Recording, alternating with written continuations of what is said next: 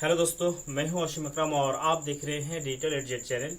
जी हां दोस्तों, आज हम बात करेंगे रिलेशन एंड फंक्शन। आज एक नया टॉपिक के बारे में बात करेंगे, रिलेशन एंड फंक्शन। इससे पहले हम जो टॉपिक था सेट थ्योरी, उसका 5 लेक्चर सीरीज में हम कंप्लीट कर चुके हैं, उनको जाकर आप देख सकते हैं। रिलेशन एंड फंक्शन बच्चे तभी समझ पाएंगे जब वो सेट थ्योरी पढ़ेंगे। अगर सेट थ्योरी आप नहीं पढ़ेंगे तो रिलेशन फंक्शन आपके लिए दिक्कत हो जाएंगे। अगर सेट थ्योरी का आपके बेसिक नॉलेज नहीं है तो रिलेशन आप समझ नहीं पाएंगे। और हालांकि रिलेशन आपका 11th क्लास में भी है एंड 12th क्लास में भी है। रिलेशन एंड फंक्शन इस चैप्टर दोनों क्लास में है, 11th में भी है, 12th में भी है। तो हम आज बात करेंगे रिलेशन फंक्शन का, दोनों क्लास का हम बात करेंगे। जब लेक्चर सीरीज बनते जाएगा 2, 3, 4, 5, 6 जितने भी पार्ट्स बनेंगे, तो हम कोशिश करेंगे कि रिलेशन फंक्शन का 11th क्लास और 12th क्लास दोनों को हम कवर कर सके। ठीक है, तो रिलेशन फंक्शन जाने से पहले हम आपको एक चीज दिखाएंगे। जैसे मान लीजिए हम 2 और 4 लिखेंगे। ठीक है, 2 और 4 को अगर कोई 4 और 2 लिखेगा तो ये भी लिख सकता है, बोलिएगा। ठीक है, लेकिन इसमें अगर ऑर्डर्ड पेयर्ड हो जाता है, ऑर्डर्ड पेयर्स अगर हो जाती हैं तो ये आपका दिक्कत हो जाएगा, क्योंकि इसका मीनिंग अलग है, इसका मीनिंग अलग है। नॉर्मल तरीका से अगर बोलेंगे कि 2 और 3 और 3 और 2 तो कोई दिक्कत नहीं। लेकिन जब इसको ऑर्डर्ड पेयर्ड में लिखेंगे तो 2 और 4 की जगह अगर आप 4,2 अगर लिख देंगे तो ये आपका गलत हो जाएंगे, क्योंकि इसका दोनों का मतलब जो है, मीनिंग जो है अलग है। ऑर्डर पेयर का अर्थ होता है कि जो ऑर्डर में है उसको वही होना चाहिए। एक छोटा सा आपके साथ जोक कर लेते हैं। मान लीजिए हम लोग जब कोई चीज पहनते हैं तो इनमें एक ऑर्डर होते हैं। ऑर्डर का मतलब होता है अंदर जो पहने हुए हम वो की गंजी है, ठीक है, उसके ऊपर हम पहने हैं ये डिस्को है। ठीक है, अब इसका ऑर्डर को हम चेंज कर देंगे तो कैसा लगेगा आपको? मान के चलिए हम ये जिसको जो हम पहने हुए हैं इसको पहले पहनेंगे, उसके बाद हम गंजी पहनेंगे तो कैसा लगेगा आपको देखने में? ठीक है, तो ये ऑर्डर्ड पेयर है, क्योंकि जिसको जहां चाहिए वही होना चाहिए, इसी को बोला जाता है ऑर्डर पेयर। ठीक है, चलिए और एक चीज आपको हम समझा देते थोड़ा सा। हम लोग जानते हैं जब हम लोग कोऑर्डिनेट सीखे हैं बचपन में, ये coordinate X axis, Y axis, ये हम लोग सीखे हैं। ठीक है, तो मान लीजिए यहाँ पे 1, 2, 3, 4 तक ले लेते हैं हम आपको समझाने के लिए, और इधर हम ले लेते हैं 1, 2, 3, 4 तक ले लेते हैं। ठीक है, तो हम लोग जब कोऑर्डिनेट में यानी एक्स एक्सिस और वाई एक्सिस में जब बात करते हैं तो पहला वैल्यू हमारा एक्स का होता है, अब सेकेंड वैल्यू मेरा वाई का जाता है। ठीक है, लेकिन कभी नहीं हम ऐसा यहाँ पे एक्सेस में करेंगे कि वाई वैल्यू को पहले लिखेंगे, एक्स वैल्यू को बाद में लिखेंगे, ऐसा कभी नहीं होता है। हमेशा के लिए एक्स वैल्यू को हम पहले लिखेंगे और वाई वैल्यू को बाद में लिखेंगे।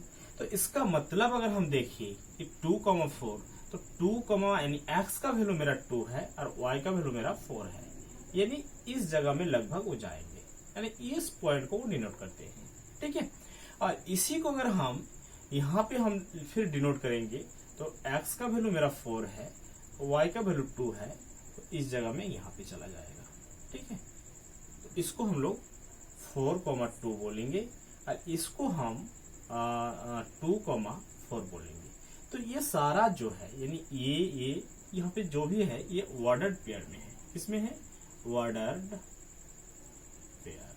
ठीक है, लेकिन ये आपका है अनऑर्डर्ड पेयर में। क्या है? Unordered.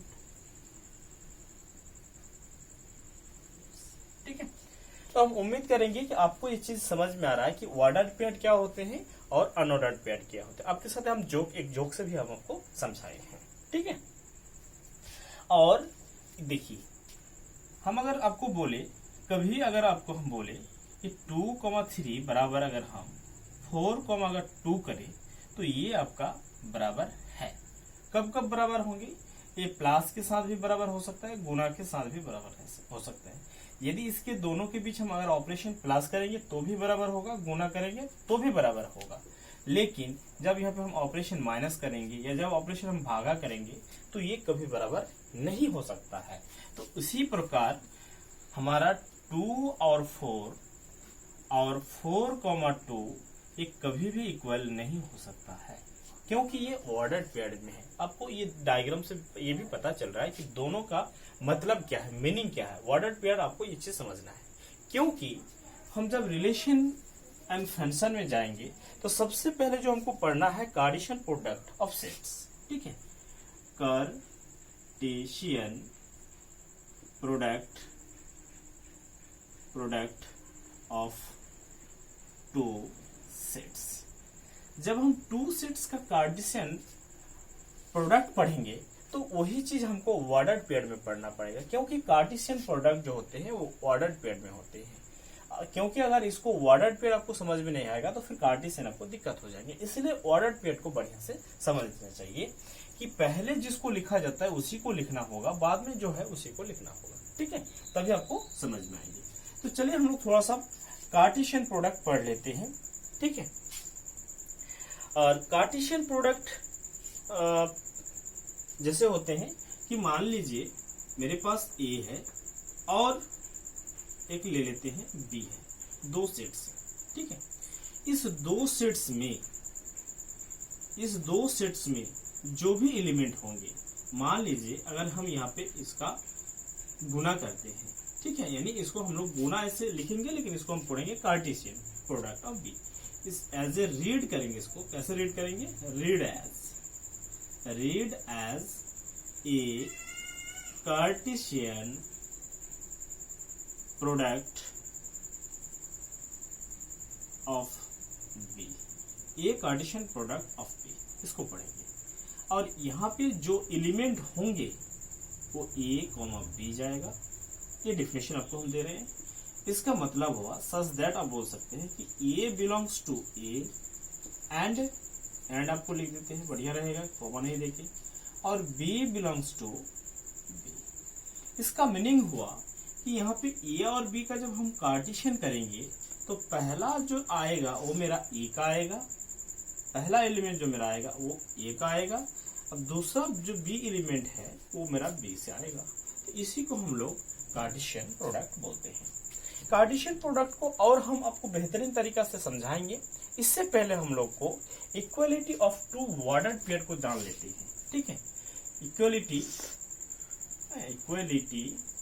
Of two ordered pair, यानी टू ऑर्डर पेयर को जान लेते हैं।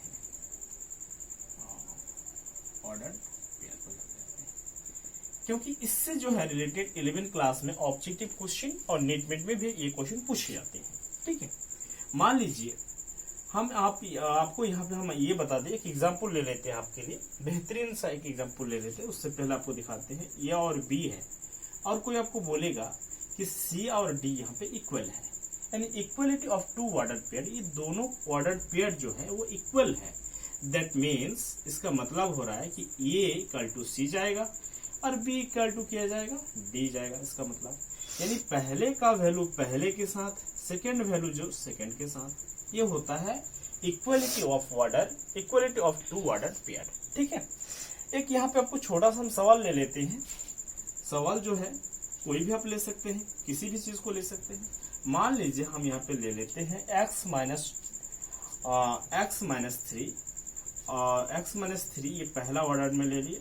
अब सेकेंड ऑर्डर में y मान के चलिए +9 ले लिए। ये तो वैल्यू इक्वल टू हम यहाँ पे कर दिए 3 और यहाँ पे 4, यानी 3 और 4 के ये इक्वल होंगे। दैट मीन्स इसका मतलब हो रहा है आपका ये वाला पर्सन फर्स्ट ऑर्डर के साथ जाएगा, सेकेंड ऑर्डर के साथ जाएगा। तो x माइनस 3 इक्वल टू 3 जाएगा। दैट मीन्स इसका मतलब हुआ कि x का वैल्यू आपका 6 आएगा, और y प्लस 9 इक्वल टू 4 होगा। दैट मीन्स y का वैल्यू यहाँ पे 9 इधर जाएंगे और 4 घटाएंगे तो -5 आएगा। तो इसी को हम लोग equality of two order pair बोलते हैं। ठीक है, अब हम लोग यहाँ पे अब आराम से चलेंगे कार्टेशियन प्रोडक्ट में, क्योंकि हम लोग को ऑर्डर पेयर जो भी था, जो भी समझना था, वो हम लोग समझ चुके हैं। ठीक है, कार्टेशियन प्रोडक्ट आपको समझ में आ गया होगा, थोड़ा सा समझ में आ गया होगा, और अगर बढ़िया से आपको डेफिनेशन समझ में आ गया तो ये भी है। तो चलिए हमको आपको एक एग्जांपल ले लेते हैं। ठीक है, मान लीजिए कोई 3 लड़की है, एक का नाम है, मान लीजिए क्या लेंगे, एक का नाम है सीता, दूसरा का नाम है रीता, और ये है प्रिया। सीता, रीता और प्रिया, 3 लड़की है और ये तीनों लड़की मार्केट गए हैं, ठीक है। और मार्केट में एक जगह में जो है आपका मान लीजिए एक ये है निरमा, एक साबन जो है, सर्फ, मान लीजिए निरमा एक सर्फ, वो फ्री में दे रहा है। और वहीं पे और एक चीज है दे रहा है जो भी, वो भी फ्री में है, मान लीजिए वो आपका एच बोल की कोई चीज है, ठीक है। तो सबसे पहले उस शॉप के पास गई, कौन गया, सीता गया। तो शॉप के पास सीता गया और उसने वो जो फ्री ऑफ कॉस्ट उसको जो 10 दे रहा था वो ले लिया। फिर बाद में सेकेंड टाइम रीता भी गए उसे और वो भी ले लिया, ठीक है। फिर या तो ये आपका ये भी ले लिया और सीता ने इसको भी ले लिया। उसके बाद रीता गए, रीता उसको भी ले लिया और रीता ने क्या किया, इसको भी ले लिया। बाद में फिर प्रिया गए, एन को लिए, फिर प्रिया ने क्या किए, बाद में एच को भी ले लिए। इसका मतलब हुआ बारी बारी से यानी लिए, तो सभी नाम पहले, सभी नाम पहले, सभी नाम पहले आप देख सकते हैं। तो इसी को हम लोग ऑर्डर पेयर बोलते हैं, ठीक है। और यहीं पे अगर ये 2 सेट्स, इसको हम अगर बना दे आपको समझने के लिए, और इसी को हम अगर A क्रॉस B कर दे, ठीक है, तो यही आपका क्या बन जाएगा, कार्टेशियन प्रोडक्ट ऑफ 2 सेट्स बन जाएगा। तो हम उम्मीद करते हैं कि कार्टेशियन प्रोडक्ट आपको समझ में आ रहा है कि कार्टेशियन प्रोडक्ट का मीनिंग होता है कि अगर आपके पास 2 सेट्स हैं तो पहला जो यहाँ पे ए बी ऑर्डर जो बनेगा, यानी पहला जो एलिमेंट बनेगा वो पहला सेट से आएंगे, सेकेंड जो एलिमेंट रहेगा आपका वो सेकेंड ऑर्डर से आएंगे, ठीक है। और ये आपके साथ एक एग्जाम्पल भी हम यहाँ पे दिए हैं। चलिए और एक हम आपको नॉमरिकल में एक एग्जाम्पल दे देते हैं, उससे आपको थोड़ा सा समझ में और क्लियर हो जाएगा। इसको और हम थोड़ा सा क्लियर कर देते हैं, ठीक है। मान लीजिए एक मेरे पास सेट है जिसमें हम 1, 2 और 3 एलिमेंट रखे हैं। बी एक मेरे पास सेट है जिसके पास हम रखे हैं मान लीजिए 5 और 6, ठीक है। अब इन दोनों सेट्स का हम क्या करेंगे, कार्टेशियन प्रोडक्ट निकालेंगे। तो कार्टेशियन प्रोडक्ट ऑफ ये कार्टेशियन प्रोडक्ट ऑफ बी करेंगे अगर इसको, तो मेरा पहला जो है 1 वो 5 के साथ जाएगा, फिर पहला 1 जो है 6 के साथ भी जाएगा, उसी तरह 2 5 के साथ होगा और 2 आपका 6 के साथ भी होगा, उसी तरह 3 आपका 5 के साथ जाएगा, ठीक है, और 3 आपका 6 के साथ भी होगा। तो ये आपका क्या बना, ए और बी का कार्टेशियन प्रोडक्ट बना, ठीक है। तो हम उम्मीद करते हैं कि आपको कार्टेशियन प्रोडक्ट जो है समझ में आए। चलिए इसको अब हम थोड़ा सा और दूसरा विधि से आपको समझा देते हैं कि ऑर्डर्ड पेयर, और आपको क्लियर हो जाएगा। मान लीजिए हम अगर यहाँ पे बी क्रॉस ए करेंगे, इसको क्रॉस ऐसे पढ़ा जाता है नॉर्मली, लेकिन इसका असली जो यहाँ पे होगा यानी रीड एज यहाँ पे जो पढ़ेंगे ये कार्टेशियन प्रोडक्ट ऑफ बी पढ़ सकते हैं, ये बेहतर रहेगा। तो यहाँ पे हम पढ़ेंगे बी कार्टेशियन ऑफ ए, ठीक है। तो इसमें अगर जब हम ऐसा करेंगे तो यहाँ पे मेरा ऑर्डर क्या होगा, 5 पहले जाएगा, 1 बाद में जाएगा, 5 पहले जाएगा, 2 बाद में जाएगा, 5 पहले जाएगा, 3 बाद में जाएगा, उसी तरह 6 पहले जाएगा, 1 बाद में जाएगा, 6 पहले जाएगा, 2 बाद में जाएगा, 6 पहले जाएगा, 3 बाद में जाएगा, ठीक है। तो ये हम लोग देख पाए, लेकिन ये आपका A Cartesian B does not equal to B Cartesian A, ये दोनों इक्वल नहीं है। लेकिन number of A Cartesian B equal to number of B Cartesian A, ये इक्वल होते हैं। अब बोलिएगा कैसे सर, चलिए देख लेते हैं। हम लोग सबसे पहले देखेंगे नंबर ऑफ ए कितना है, तो नंबर ऑफ ए 3 है। नंबर ऑफ बी कितना है, तो नंबर ऑफ बी आपका 2 है, ठीक है। 2 को अगर 3 से गुना करेंगे तो मेरा कितना जाएगा, अगर हम यहाँ पे कर देते हैं आपको 3 इंटू 2 कर देंगे तो क्या होगा, 6 होगा। यानी ए क्रॉस बी अगर हम करेंगे, number of A cross B अगर होगा तो यहाँ पे मेरा 6 होना चाहिए, 1 मैंने 6 को ऑर्डर होना चाहिए, 1 2 3 4 5 6, ठीक है। उसी तरह अगर बी क्रॉस ए भी है तो इसमें भी 6 है, 1 2 3 4 5 6, ठीक। दैट मीन्स आपको अब यहाँ पे एक चीज क्लियर कर देते हैं कि A Cartesian B Cartesian A does not equal नहीं है, ये दोनों एक चीज नहीं है। लेकिन इसमें जो भी वर्डेड है, यानी वर्डेड जो संख्या में गिनेंगे अगर, यानी नंबर ऑफ वर्डेड दोनों का क्या होगा, सेम होगा। तो आशा करते हैं कि कार्टेशियन प्रोडक्ट आपको लगभग नहीं पूरा क्लियर हो चुका है। अब यहाँ पे वैसा कुछ खास है नहीं। अगर यहाँ पे आप देखेंगे और कुछ, तो यहाँ पे अगर देखेंगे तो यहाँ पे अगर number of A into number of B के ये बराबर होंगे, कौन, ठीक है। और यहाँ पे और एक चीज आपको थोड़ा सा यहाँ पे अगर समझना जरूरी हम समझते हैं तो ये भी आपको समझा देते हैं। मान लीजिए number of A cross B यदि यहाँ पे 5 बन जाते हैं, कभी भी अगर ये 5 बन जाता है, इसका मतलब होगा कि नंबर ऑफ ए 5 है, या तो ये भी हो सकता है कि नंबर ऑफ बी 5 है, या ये भी हो सकता है कि दोनों यानी बोथ 5 है, यानी नंबर ऑफ ये भी 5 हो सकता है, नंबर ऑफ बी भी 5 हो सकता है। आपको हम ये चीज आपको समझा रहे हैं कि अगर यहाँ पे हम देखें कि 3 इंटू 2 इक्वल टू 0 तो कभी होगा नहीं। इसका मतलब यदि हमारा 3 इंटू 0 होगा तो 0 हो जाएगा, यदि हमारा 2 रहेगा 3 का वैल्यू 0 होगा तो भी 0 होगा, यदि दोनों 0 हो जाए तो वो भी 0 हो सकते हैं। 5 का मतलब है कोई इसका मतलब नंबर ऑफ एलिमेंट है ही नहीं इनको कार्टेशियन करने के बाद, ठीक है। तो ऐसा स्थिति अगर आपके पास आए कि number of A Cartesian B अगर 5 है तो नंबर ऑफ ये 5 हो सकते हैं, या तो नंबर ऑफ बी 5 हो सकते हैं, या दोनों 5 हो सकता है। यहाँ पे इस दो कंडीशन से आप समझ सकते हैं, ठीक है। चलिए मान लीजिए यहाँ पे हम आपको एक और सेट समझा देते हैं। मान लीजिए एक सेट है जिसमें मेरा ए और बी दो एलिमेंट हम ले लिए, ठीक है, और मेरे पास एक बी सेट्स है जिसमें कोई एलिमेंट ही नहीं है।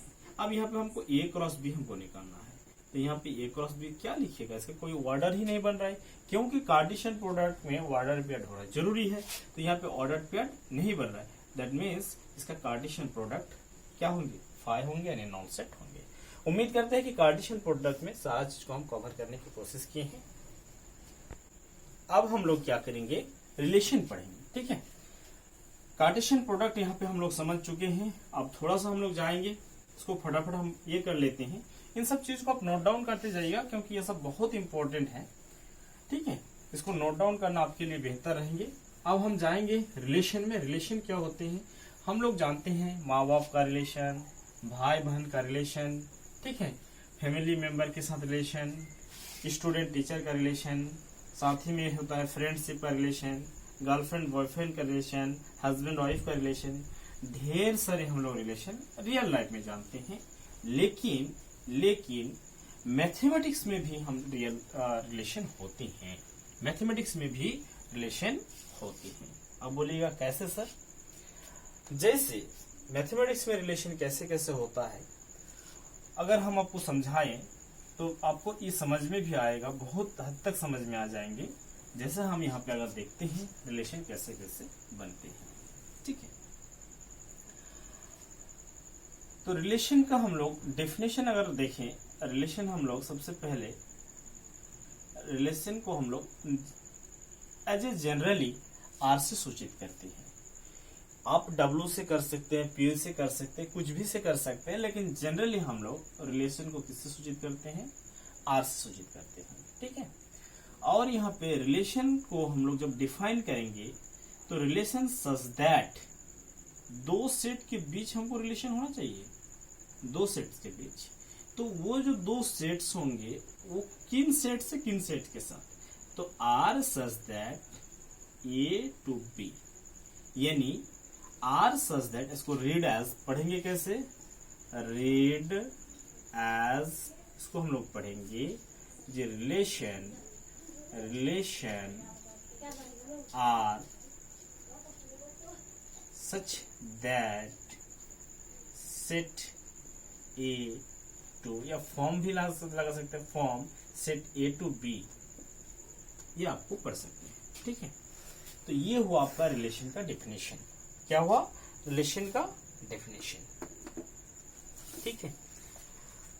अब हम लोग यहाँ पे जनरली आर से तो हम लोग इसको डिनोट कर दिए, दो सेट्स के बीच इसका रिलेशन होंगे, इसको रेडर्स हम लोग कर लेंगे। अब डब्ल्यू से लिख सकते हैं, कोई भी चीज से लिख सकते हैं, ठीक है। अब मान लेते हैं हम लोग यहाँ पे दो सेट्स ले लेते हैं, एक सेट्स का नाम है ए और यहाँ पे एक सेट ले लेते हैं, इन सेट का नाम है बी। अब ऊपर भी लिख सकते हैं। और इन सेट से इन सेट्स के बीच रिलेशन है, इस रिलेशन का नाम हम आर दे दिए। अब आर दे सकते हैं, कुछ भी दे सकते हैं। अब यहाँ पे मान लीजिए हम 1 2 3 4 ले लेते हैं और यहाँ पे मान लीजिए हम ले लेते हैं आपका 1 2 4 और 9 10 ले लेते हैं, ठीक है। ये हम रिलेशन ले लिए।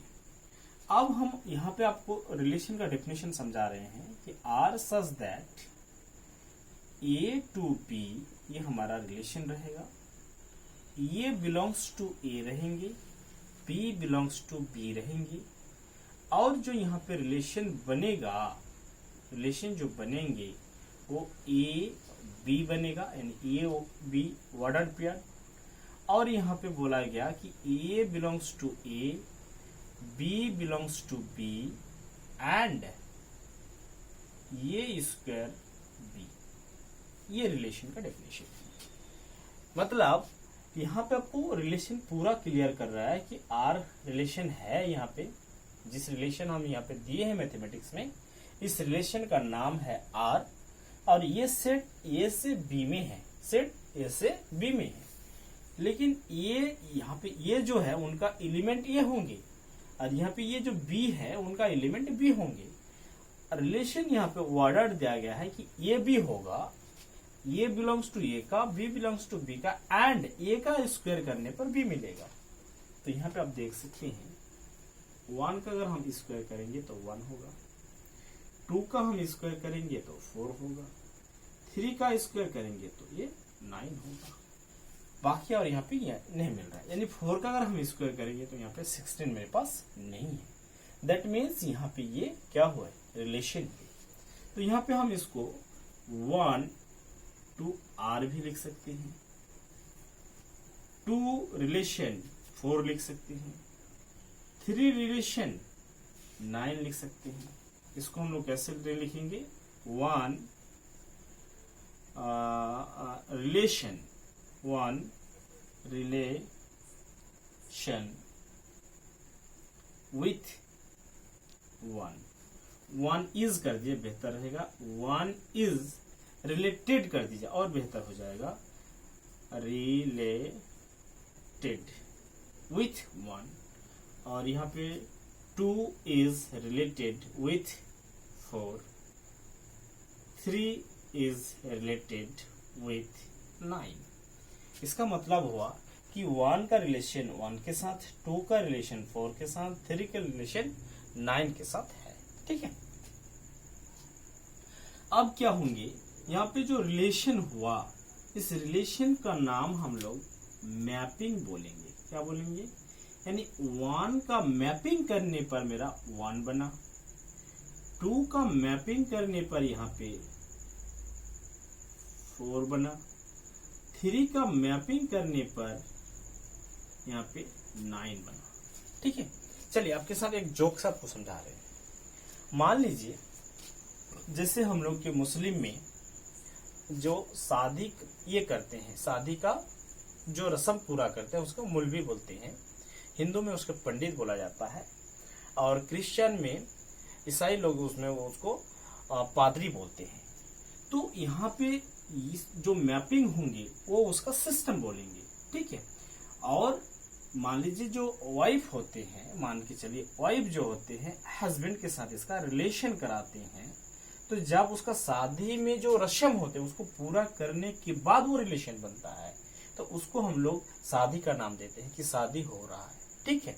तो उसमें एक आदमी होते हैं जो उसमें कुछ उसका क्रिया कराते हैं, मंत्र हो, साथ फेरा लेना हो, कबूल हो, जो भी बोला जाता है वहां पे बोला जाता है। तो वो चीज हुआ आर, यहाँ पे जो रिलेशन करवा रहे हैं वो हुआ आर, लेकिन यहाँ पे जिसका नाम हम लोग शादी दे रहे हैं वो हुआ मैपिंग। जब तक यहाँ पे शादी नहीं होगा तो हस्बैंड वाइफ का रिलेशन नहीं बनेंगे। तो वही 1 का मैपिंग यानी 1 का शादी होने के बाद ये 1 मिला, 2 का मैपिंग होने के बाद 4 मिला, 3 का मैपिंग होने के बाद 9 हुआ। लेकिन यहाँ का जो रिलेशन है किसके आधार पर ये बन रहा है, तो इसके आधार पर बन रहा है, ये है आपका रिलेशन। यदि इस रिलेशन का नाम अगर कोई R1 दे देगा तो यहाँ पे भी R1 चला जाएगा, यहाँ पे भी आपका R1 चला जाएगा। ठीक है, यहाँ पे अगर इस रिलेशन का नाम कोई W दे देगा तो यहाँ पे भी W होना चाहिए, यहाँ पे भी W होना चाहिए। चलिए, रिलेशन जो हम आपको समझा रहे हैं, अगर इस विधि से आपको रिलेशन अगर समझ में आ रहा है तो इसको बोला जाता है विजुअल यानी रिप्रेजेंटेशन, या तो इसको एरो डायग्राम भी बोलते हैं। इसको क्या बोला जाता है, आपको क्या कैसे समझाए थे, विजुअल रिप्रेजेंटेशन, रिप्रेजेंटेशन इसका नाम दिया जाता है। इसको कोई कोई एरो डायग्राम भी बोलते हैं। और ये विधि जो है, अगर इसको हम आपको लिख दे कि इसका जो रिलेशन बना है इस 2 सेट्स का, यहाँ पे जो भी हम 2 सेट्स नाम दिए हैं ये भी इन 2 सेट्स का, तो इसका रिलेशन क्या क्या बना है देख लीजिए, 1 1, और इसका रिलेशन बना है 2 4, और इसका रिलेशन अगर हम दिखाए आपको तो 3 9। ठीक है, ये हुआ आपका टेबुलेटर फॉर्म। ठीक है, ये हुआ आपका टेबुलेटर फॉर्म या रोस्टर फॉर्म, ये हुआ आपका सेट बिल्डर फॉर्म, और ये हुआ आपका विजुअल रिप्रेजेंटेशन या एरो डायग्राम बोल सकते हैं इसको। ठीक है, अब यहाँ पे हम थोड़ा सा और एक चीज आपको समझाएंगे। यहाँ पे 1 2 3 इनको हम प्री इमेज बोलेंगे। क्या बोलेंगे, प्री इमेजेस, क्या बोलेंगे, प्री इमेजेस। और इसको हम बोलेंगे इमेजेस, इसको बोलेंगे हम इमेजेस। यानी 1 2 3 यहाँ पे प्री इमेज है, 1 4 9 यहाँ पे इमेज है। दैट मीन्स 1 का प्री इमेज 1 है, 4 का प्री इमेज 2 है, 9 का प्री इमेज 3 है। ठीक है, हम आशा करते हैं आपको इमेज और प्री इमेज समझ में आ रहा है। 1 का इमेज 1 है, 2 का इमेज 4 है, 3 का इमेज 9 है। ठीक है, यानी इमेज और प्री इमेज आपको यहाँ पे समझ में आ रहे हैं। चलिए, और एक आपके लिए सेट्स ले लेते हैं, और इस सेट से आपको हम भयंकर विधि से समझाएंगे कैसे क्या होते हैं। ठीक है, मान लेते हैं -1 1 0 2 और -2 ले लेते हैं। ठीक है, अब यहाँ पे हम क्या करेंगे, 1 2 3 ले लेते हैं। ठीक है, 4 ले लेते हैं, 5 ले लेते हैं और 9 ले लेते हैं। ठीक है, ठीक, यहाँ तक हम ले लिए आपके पास, या यहाँ पे और एक 0 भी ले लेते हैं। चलिए, 0 ले लिए, ठीक है, 4 ले लिए, 5 ले लिए, बस यहाँ पे 2 सेट्स हैं, सेट A, सेट्स B। और ये 2 सेट्स का जो रिलेशन है उसको हम R दे दिए नाम, क्योंकि अब इसी से हम कनेक्ट करेंगे, इस सेट को खत्म करेंगे, इसी सेट से हम इसको कनेक्ट करेंगे। और ये आपका A है, ये आपका B है, 2 सेट्स हैं। ये यहाँ पे हम इसको दिखा रहे हैं कि ये रिलेशन A to B है, A to B है, और A का एलिमेंट A है, B का एलिमेंट B है, ये रिलेशन है। ठीक है, अब इस चीज को हम थोड़ा सा यहाँ पे खत्म कर देते हैं। इधर वाला सेट्स के बारे में जो भी हम यहाँ पे डिस्कस किए थे, इस डिस्कशन को हम यहाँ पे मिटा देते हैं। चलिए, इसको हम मिटा दिए। अब यहाँ पे हम लोग देखते हैं, जो यहाँ पे फॉर्मूला है कि A²B, यदि हम -1 का स्क्वायर करेंगे तो 1 बनेगा। ठीक है, यदि हम 1 का स्क्वायर करेंगे तो भी 1 बनेगा, 0 का स्क्वायर करेंगे तो 0 बनेगा, -2 का स्क्वायर करेंगे, 2 का स्क्वायर अगर हम करेंगे तो 4 बनेगा, -2 का स्क्वायर करेंगे तो भी 4 बनेगा। ठीक है, तो यहाँ पे आप बताइए हमको प्री इमेज क्या क्या है, प्री इमेजेस क्या क्या है।